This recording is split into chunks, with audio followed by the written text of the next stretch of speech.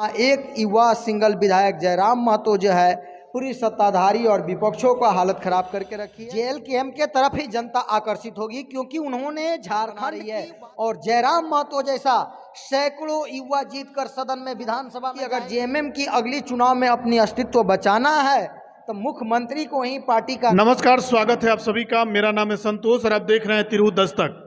अभी हमारे साथ जन सुराज पार्टी के नेता सिकंदर चंद्रा जी हैं। झारखंड की राजनीति पर चर्चा होने वाली है। अभी जेएमएम पार्टी के अध्यक्ष चेंज हो चुके हैं।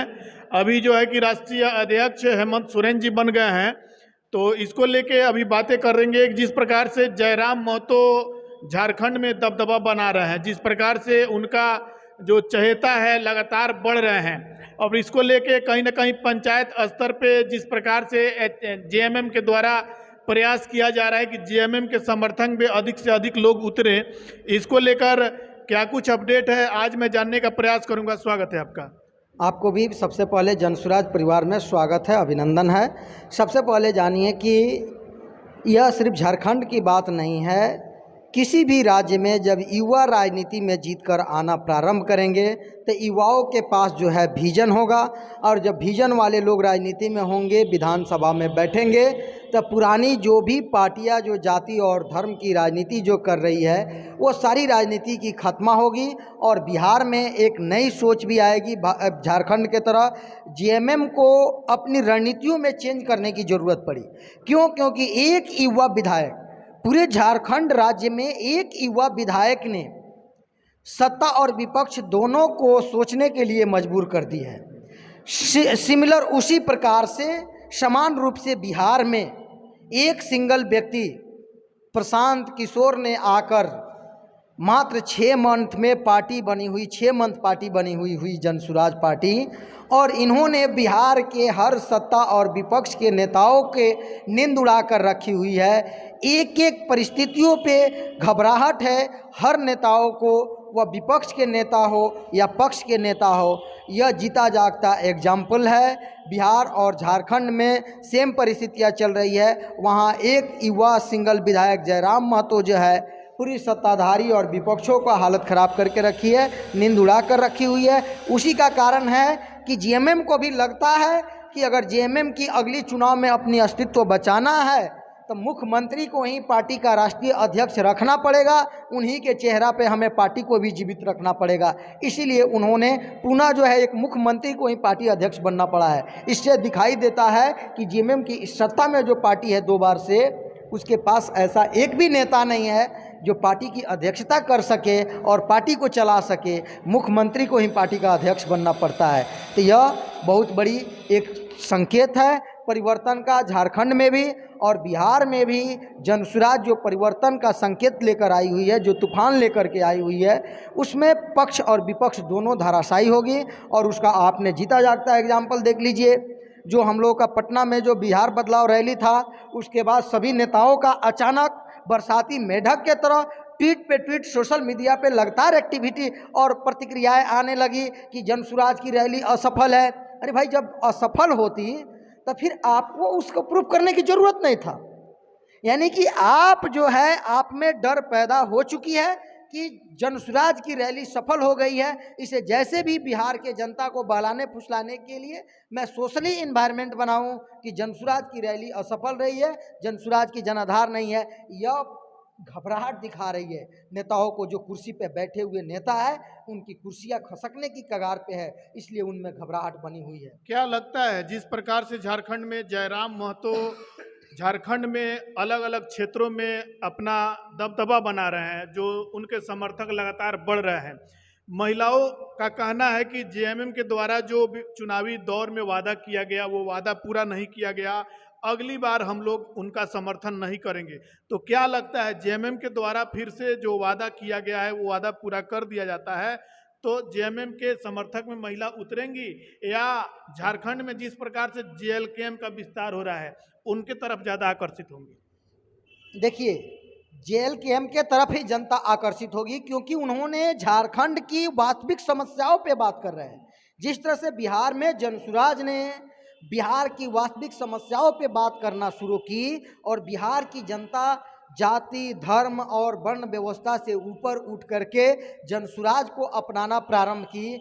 हर जनता की यह सोच है कि उस राज्य की विकास हो, उस राज्य की वास्तविक समस्या का समाधान हो, लेकिन वहाँ की नेता जो है वास्तविक समस्या पे बात करते ही नहीं है। यदि वास्तविक समस्या के समाधान पे बात करने लगेंगे फिर उनकी लूट खरोष्ट की राजनीति चल नहीं पाएगी।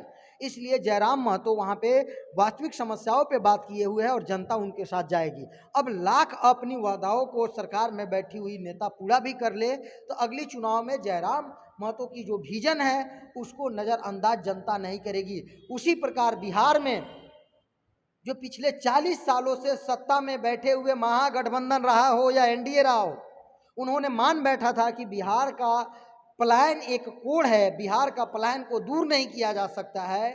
उसे जनसुराज ने जब विजन लेकर के आया हुआ है कि बिहार की पलायन को रोका जा सकता है, रोका जाएगा, तो आज जो है 90 सालों की पुरानी पार्टी जो बिहार में पुनः अपने अस्तित्व को यानी बचाने में कि लगी। आपके बातों से ऐसा लग रहा है जिस प्रकार से झारखंड की राजनीति में बदलाव हुआ है उसी प्रकार से बिहार की राजनीति में भी बड़ा बदलाव होने वाला है। निश्चित बिहार की राजनीति में बदलाव होने वाला क्या है, होने की तैयारी में है। और नवंबर के चुनाव में पक्ष और विपक्ष दोनों खत्म हो जाएगी। जनसुराज एक तरफा सरकार बना रही है और जयराम महतो जैसा सैकड़ों युवा जीत कर सदन में विधानसभा में जाएंगे और तब देखिएगा बिहार के युवाओं की आवाज़ कितनी बुलंद से उठती है और बिहार के युवाओं की हक कैसे नहीं मिलती है। इस बार बिहार में वही नेता होगा जो बिहार के 5 मुख्य मुद्दाओं पे बात करेगा। बिहार की स्वास्थ्य बेहतर हो, बिहार की शिक्षा बेहतर हो, बिहार की पलायन रोका जाए, बिहार में महिलाओं को स्वावलंबी बनाया जाए, स्वरोजगार की तरफ बढ़ावा दिया जाए, बिहार में बुजुर्गों को पेंशन 2000 किया जाए और बिहार में जो है किसानों को कमाई वाली खेती हो। सबकी मांग यही है कि बिहार में इस 5 मुद्दा पे जो नेता बात करेंगे, जो पार्टी बात करेगी, उसके साथ बिहार की जनता अब खड़ी है। तो जिस प्रकार से अभी बिहार में जैसे कि आपके द्वारा बताया गया कि पटना गांधी मैदान में अधिक लोग पहुंचे थे, लेकिन 10 लाख लोगों की आने की उम्मीद जो बताई जा रही थी, हालांकि उसमें कुर्सियां खाली थी। बहुत सारे चैनल्स पे देखने को मिला कि सभी कुर्सियां खाली रही। तो कुर्सियां तो खाली थी, वहाँ हम लोग भी मौजूद थे, कुर्सियां तो खाली थी, लेकिन प्रशांत किशोर का कहना था कि लोगों को रोक दिया गया। निश्चित प्रशांत किशोर के क्या, आपने भी देखा होगा जब पटना आप गए हुए थे तो पटना से लौटने में आपको रात में लगभग जो है 6 घंटा जाम का संघर्ष करना पड़ा। समस्या तो थी। तो यह जाम आया कहाँ से? रात में 11 बजे अगर पूरे गांधी सेतु और जेपी सेतु 4 व्हीलर और सिर्फ बस से, और वो भी बस जिस पे जनसुराज की झंडी लगी हुई है, तो गाड़ियाँ तो विपक्ष की थी नहीं, वह सत्ता वाले की गाड़ियाँ थी नहीं, कहीं ना कहीं वहाँ जनता पहुंची हुई थी, जाम लगा करके जनता को रोकने का काम किया। लेकिन आप अगर सभा स्थल पे होंगे तो ये भी देखे होंगे कि जब आदरणीय प्रशांत किशोर जी जब मंच पे आए तो पूरे गांधी मैदान में क्राउडनेस का एक माजमा लगा हुआ था, क्योंकि सारे जनता का एक ही मांग था कि आदरणीय प्रशांत किशोर जी को सुनने के लिए जनता गए हुए थे कि आदरणीय प्रशांत किशोर जी का बिहार के लिए विजन क्या है। इसके लिए जनता इंतजार कर रहे थे कि प्रशांत किशोर जी आए। प्रशांत किशोर जी के आने के बाद अगर आप लाइव कर रहे होंगे तो देखे होंगे कि आप लोगों को भी खड़ा होने का जगह नहीं मिला होगा, इतनी भीड़ बढ़ी हुई थी। आप कैसे कह रहे हैं कि फ्लॉप रहा? चलिए, तो आगामी विधानसभा चुनाव में जिस प्रकार से जनसुराज पार्टी का विस्तार हुआ है, जनसुराज पार्टी की पहली रैली थी और इस रैली में जन सैलाब तो दिखा, लेकिन विपक्ष भी इस पर कहीं ना कहीं आवाज़ उठाने पर मजबूर हो गया है। हर चैनल्स पे बहुत सारे नेताओं का इंटरव्यू भी आया। तो क्या कहिएगा आगामी विधानसभा चुनाव में अन्य पार्टियों को लेकर जिस प्रकार से अब तैयारियां की जा रही है, कहीं ना कहीं जनसुराज एक चुनौती बन गया है उन सब पार्टियों के लिए, वैसे पार्टियों को क्या कहिएगा? देखिए, अभी तक बिहार में जितनी भी एग्जिस्टिंग पार्टियां हैं उसके पास बिहार के बदहाली से मुक्ति दिलाने के लिए कोई विजन नहीं है। यदि विजन होता तो विजन के साथ आते। उनकी घिसी पीटी राजनीति जो है, जाति और धर्म की राजनीति पे वो आज तक चलते आए हैं और इस बार उनकी यह राजनीति की जो परिस्थितियां है, उनकी लगातार जो है बनी हुई जातीय वर्ण व्यवस्था की राजनीति जो थी, धर्म की राजनीति जो थी, वह वोट बैंक लगातार खिसक रहा है। इसलिए पक्ष और विपक्ष दोनों में घबराहट है और ये घबराहट संकेत है कि जनसुराज नवंबर के चुनाव में सत्ता में आ रही है, बिहार की व्यवस्था परिवर्तन हो रही है और बिहार में जो करप्शन की मार से जनता त्रस्त है वह दोनों पक्ष और विपक्ष को नकार करके जनसुराज के साथ जा रही है। चलिए, ये थे सिकंदर जी और इनके द्वारा बिहार की राजनीति और झारखंड की राजनीति पर बहुत सारा अपडेट दिया गया। इस अपडेट को लेकर आप अपनी प्रतिक्रिया कमेंट करके जरूर बताएं। बाकी आप देख रहे थे तिरहुत दस्तक। और भी खबरों के लिए चैनल पे नए हैं तो चैनल को सब्सक्राइब करें, ज़्यादा से ज़्यादा शेयर करें। मिलते हैं फिर अगले वीडियो में, तब तक के लिए जय हिंद।